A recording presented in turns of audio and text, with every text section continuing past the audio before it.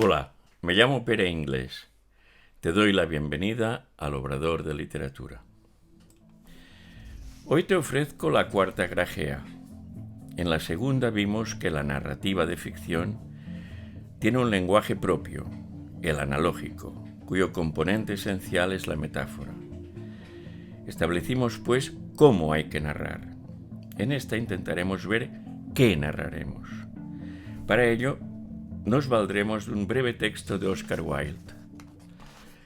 Este autor irlandés, ocurrente, ingenioso, agudo, sarcástico, había sido el rey de las fiestas en Londres.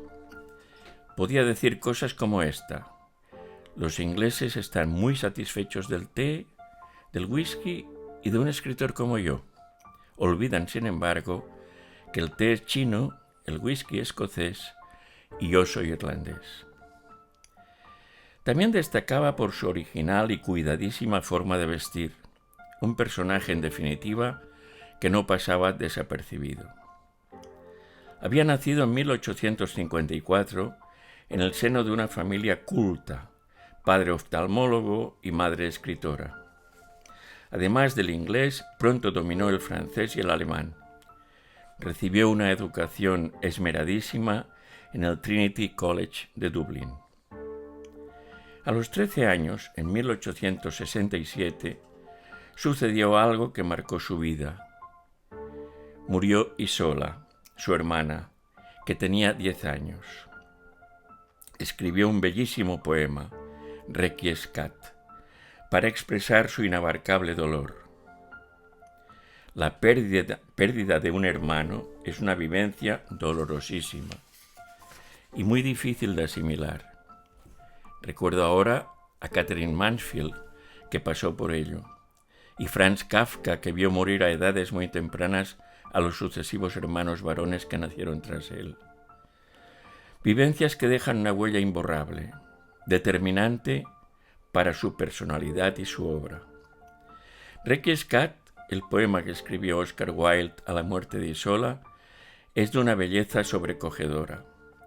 Su último cuarteto te lo leerá Sue Jones, pintora, amiga y excelente lectora.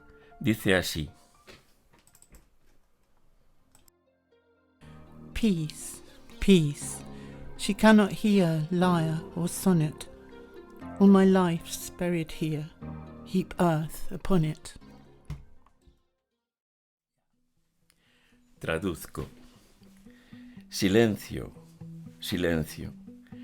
Ella no puede oír la lira o el soneto. Toda mi vida está enterrada aquí.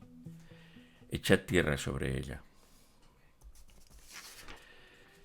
Oscar tuvo un primer gran amor, Florence, una bellísima joven de 17 años que le rechazó por otro, Bram Stoker, autor de Drácula, con el que se casó poco después. Oscar tenía a la sazón 21 años y, herido por este desengaño, se fue a Londres. Se casó con Constance, una muchacha de buena situación económica que resultaba muy conveniente. Con las rentas de ella pudieron instalarse en Chelsea, barrio londinense elegante, donde hay acaudalados residentes. Tuvieron 2 hijos. Él no tardó en alcanzar el éxito. Sus obras y conferencias le dieron notoriedad y además su personalidad deslumbrante y sus extravagancias le convirtieron en el elegido de las fiestas. En 1891 conoce a Lord Alfred Douglas, un bello escritor y poeta de 21 años. Pertenecía a la nobleza escocesa. Le convierte en su acompañante habitual. Oscar Wilde tiene entonces 37 años. Se llevan pues 16. Gasta su fortuna con él. Son una pareja rutilante, bella, exitosa. Con el paso del tiempo, sin embargo, su relación se va emponzoñando. Sus discusiones y peleas en público son cada vez más frecuentes. El marqués de Queensberry, padre de Lord Alfred, se propone separarlos. Para ello tiende una trampa Oscar Wilde. Es la siguiente: pone una nota muy visible en el Café Royal que dice: para Oscar Wilde, ostentoso sodomita. Así era como entonces llamaban a los gays. Ello enfureció a Oscar Wilde y puso un pleito por difamación al marqués. Era esto precisamente lo que el marqués esperaba.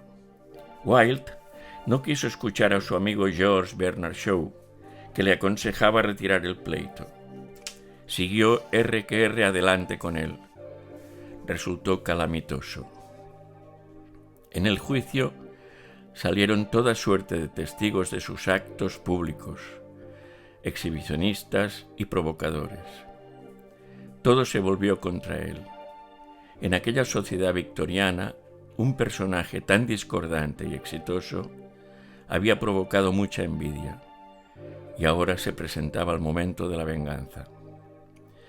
En 1895 fue condenado a trabajos forzados. Enfermó de disentería. Lord Alfred Douglas le abandonó. Wilde escribió lo único que tenía permitido, cartas. Con ellas se compuso su obra más doliente, el De Profundis, en donde expresó, como solo él sabía hacerlo, su dolor. Sus hijos emigraron a Suiza y se cambiaron el apellido. Al salir de la cárcel se fue a París, donde murió de meningitis completamente arruinado. De él he escogido un texto breve que nos servirá para nuestra tarea de hoy. El hombre que contaba historias. Había una vez un hombre muy querido de su pueblo porque contaba historias. Todas las mañanas salía del pueblo y cuando volvía por las noches, todos los trabajadores del pueblo, tras haber bregado todo el día, se reunían a su alrededor y le decían: «Vamos, cuenta, ¿qué has visto hoy?».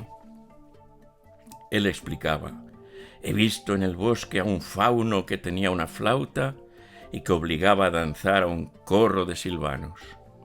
«Sigue contando, ¿qué más has visto?», decían los hombres. «Al llegar a la orilla del mar he visto, al filo de las olas, a 3 sirenas que peinaban sus verdes cabellos con un peine de oro. Y los hombres lo apreciaban porque les contaba historias. Una mañana dejó su pueblo como todas las mañanas, mas al llegar a la orilla del mar, he aquí que vio a 3 sirenas que al filo de las olas peinaban sus cabellos verdes con un peine de oro. Y como continuara su paseo, en llegando cerca del bosque vio a un fauno que tañía su flauta y a un corro de silvanos. Aquella noche, cuando regresó a su pueblo y como los otros días le preguntaron: «Vamos, cuenta, ¿qué has visto?», él respondió: «No he visto nada». Oscar Wilde nos habla de un hombre muy querido porque contaba historias. Detengámonos aquí. Contar historias, relatos, significa referir hechos irreales, algo que no procura ningún beneficio, que no es práctico. ¿Por qué entonces le amaban tanto? Remontémonos unos pocos de miles de años, muy poca cosa a escala evolutiva. Fue cuando a los homos, es decir, a unos monos en evolución, no se sabe muy bien por qué, les surgió una capacidad desconocida hasta entonces: la imaginación, es decir, la capacidad de concebir imágenes de algo que no existe ni ha existido. Con la imaginación aparecieron la creatividad y el lenguaje. Así que, de improviso, aquellos seres estuvieron dotados de psique, de alma. Esa psique o alma es la diferencia cualitativa entre los humanos y el resto de animales. Simon Leys dice algo que viene al caso. La vida es una cárcel y solo la imaginación puede abrir sus ventanas. De la imaginación nació el arte, una actividad exclusivamente humana, un quehacer superfluo e inútil que sorprendentemente nos hace abandonar la atención a lo inmediato para dedicarnos a algo que no nos aporta nada práctico. El mismo Oscar Wilde lo decía así: todo arte es completamente inútil. Ese homo provisto de imaginación practica 3 quehaceres completamente inútiles, pero imprescindibles para vivir: soñar, jugar y crear arte. Si nos impidieran hacer esas actividades, moriríamos. Además, las 3 están hechas con la misma materia prima, la metáfora. La metáfora es, pues, algo que nos mantiene vivos y a lo que no debemos renunciar jamás. La gran poeta Ana Luisa Amaral lo dice así: la poesía no sirve para nada y por eso es absolutamente fundamental. A eso volveremos una y otra vez en estas grajeas. Ahora recuperemos nuestro hilo. Wilde, pues, nos acerca en este relato a un hombre que tenía el don de narrar y era muy querido por su pueblo. Sus vecinos, cansados de la actividad diaria, le reclamaban al anochecer. Querían que les contara historias. Un día, sin embargo, el contador de historias fue, como siempre, a darse un garbeo y resulta que vio, con los ojos bien abiertos, aquellos prodigios que componían sus relatos. Regresó apesadumbrado y cuando fue reclamado dijo que no tenía nada que contar. Este precioso cuento de Oscar Wilde nos interpela. ¿Qué ha sucedido? ¿Por qué el narrador ya no tiene nada que narrar? Tal vez debiera dejarlo aquí y tú y yo deberíamos ahora quedarnos solos con esas preguntas. Y así irían encadenándose nuevas preguntas y el relato de Oscar Wilde haría lo que han de hacer los grandes relatos: interpelarnos, invitarnos a explorar nuevos senderos, pensar. ¿Dónde estaba la inspiración del narrador? ¿Dentro o fuera de él? ¿Cuál era el filón de sus cuentos? ¿La realidad circundante o sus abismos interiores? ¿Las visiones de sus relatos las tenía con los ojos cerrados o abiertos? ¿Por qué cuando besamos con pasión o saboreamos algo con mucha atención, cerramos los ojos? Recuerdo ahora a Stanley Kubrick cuando quiso llevar al cine la novela de Arthur Schnitzler, Relato de un sueño, tituló su película Eyes Wide Shut, que nos hace pensar en que para ver con claridad hay que cerrar los ojos. Acabaré con algo que dijo Paul Auster: la verdadera vida tiene lugar en nuestro interior. Bien, en la segunda grajea vimos que hay que valerse de la metáfora para poder narrar. En esta, la cuarta, nos damos cuenta de que lo narrado saldrá de nuestro mundo interno. Espero la hayas gozado. Y para terminar, un ruego: dale al like, suscríbete al podcast, difúndelo. Solo con tu apoyo podré continuar la tarea. Hasta pronto.